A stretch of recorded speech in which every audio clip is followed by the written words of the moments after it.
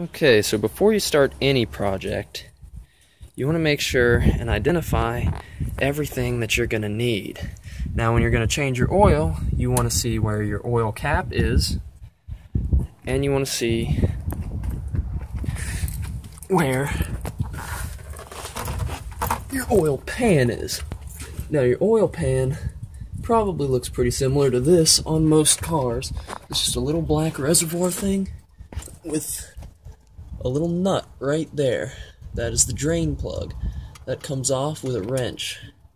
And you're going to want to identify the size of wrench that you need. So we're going to do that right now.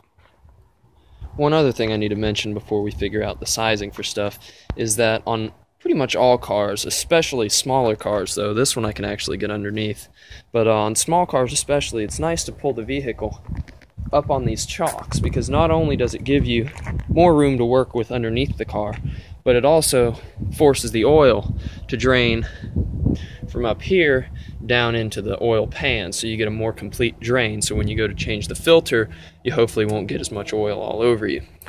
So I'm going to go ahead and pull the vehicle up, and then we'll go back to sizing the nut. Can you see how much more room that gives us underneath the vehicle to work with?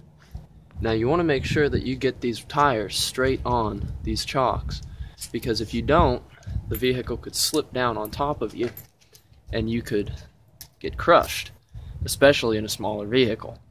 So let's go back and size up those nuts now. Okay, now as with any project, having the right tool for the job will really help. So what you need for this is a socket wrench or even an open-ended wrench.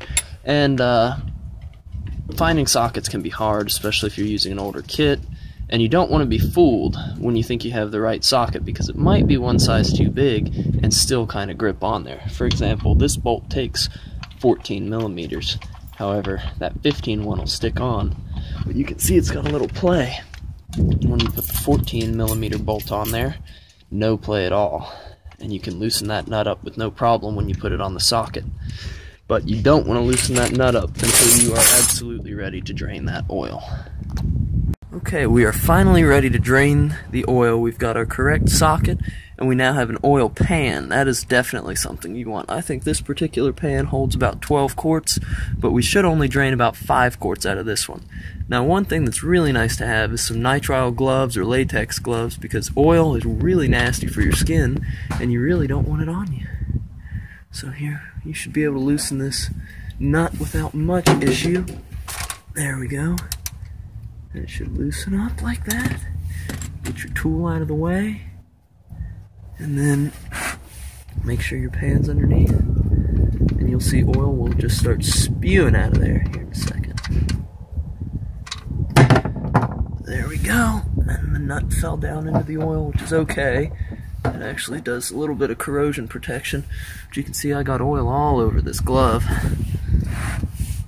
And now, I want the oil to pretty much go straight down into that drain pan, like it is.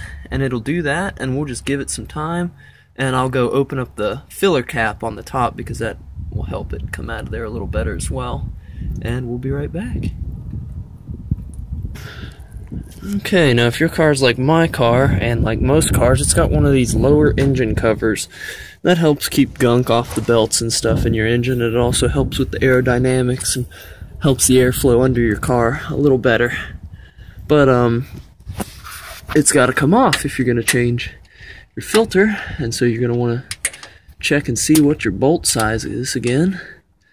And then, is that coming off there that easily? I guess so. That's barely tight at all. I'll loosen this one up too. Now, a couple things you want to watch out for when you change your oil are the oil's color.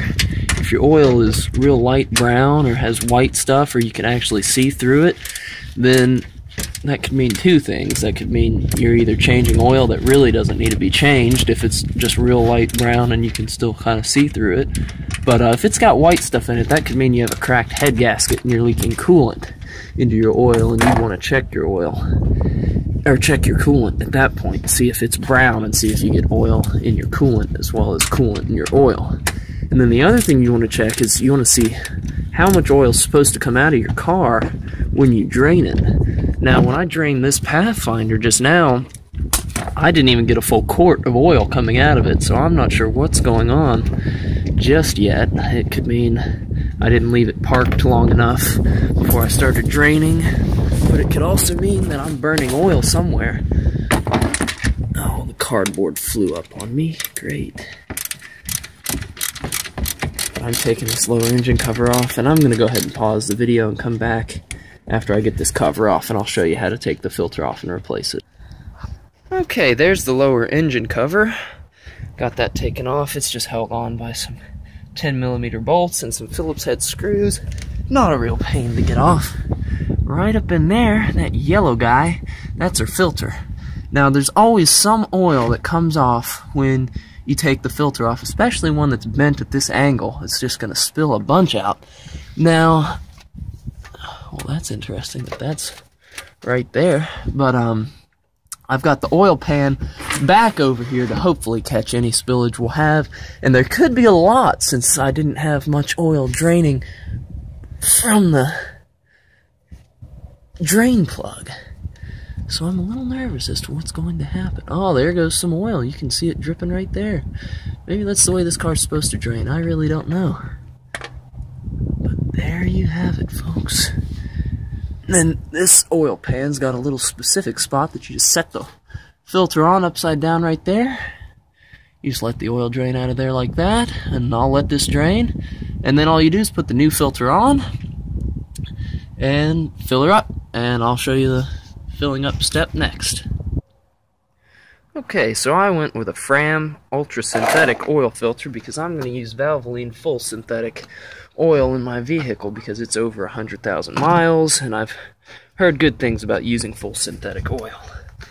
So I'm going to show you a little quick comparison between this filter and the old filter. This one is extremely small compared to the old one, and I'm not really sure why. The conventional motor oil filters were also fairly small at Walmart when I went, but you can see this one compared to the other one, this one's significantly shorter. Now what you do with this one, what they tell you to do is put a little oil on your finger, in this case your glove, put it around the seal. That helps create a good seal for the oil filter. Now it does not look like I'm leaking oil anywhere, so the whole head gasket leak thing is kind of out the window for this particular vehicle. But you can see I'm just screwing the filter into place now, and it just fits on there. If it's cross-threaded, you'll know pretty much right away, and you get it on there pretty tight. You only turn it on with your hand, so you know, it doesn't have to be super tight, but just enough to create a seal. There shouldn't be such high pressure that it blows off the seal or anything like that. And then I'll wipe down those surfaces, and we should be ready to fill. Okay, so here's my Valvoline full synthetic. I'm not sponsored by Valvoline or anything. This is actually my first time putting synthetic oil in this car, so I'm just trying stuff out. You guys feel free to use whatever brand you like. But what I will say is you definitely want to use some sort of a funnel, because that little hole to fill the oil into is just not very big. And I'm going to try and film with one hand and pour with the other, if I can get this open. There we go. Breaking those seals. You develop some grip strength when you film what you do.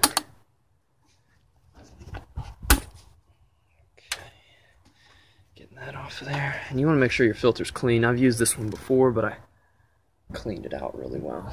So I'll try and pour this in here, and that's the color of fresh oil. Whether you use synthetic or standard conventional motor oil, that's what color it's supposed to be when it's new. You can see it's filling up in the filter, or in the funnel, and then going down into the engine, and that's exactly what we want. I'll probably fill it up until I see it overflow, but right now I've put almost 2 quarts in, it looks like, and it hasn't filled up, and I drained less than a quart out of it, so I'm not entirely sure what's going on with this car just yet.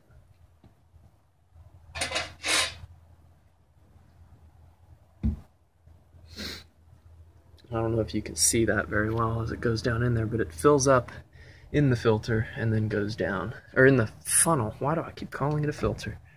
It goes down into the engine where it's supposed to be. I've almost got it full now.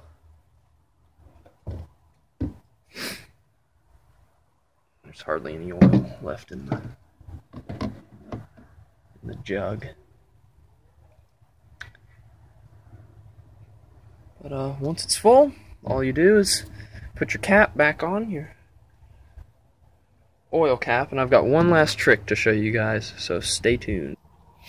Now, this time I didn't have a spare jug, but what you can do is you can take any oil that you've drained out of your engine into the oil pan and dump it into the empty container, and then you can take it to AutoZone or whatever place you use to get your oil and stuff, and they'll dispose of it for you for free. But I had to put it sorry.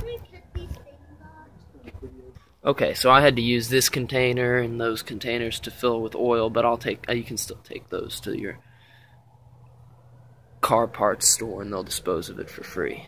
But yep, that's pretty much how you change your oil. So thank you guys for watching, and don't forget to rate, comment, and subscribe.